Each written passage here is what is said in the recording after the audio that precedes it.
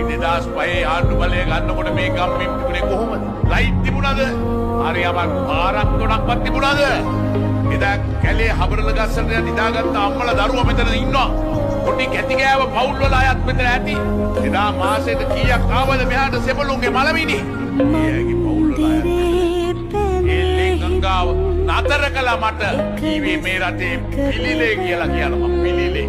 සහෝදර. මමද පිළිලේ.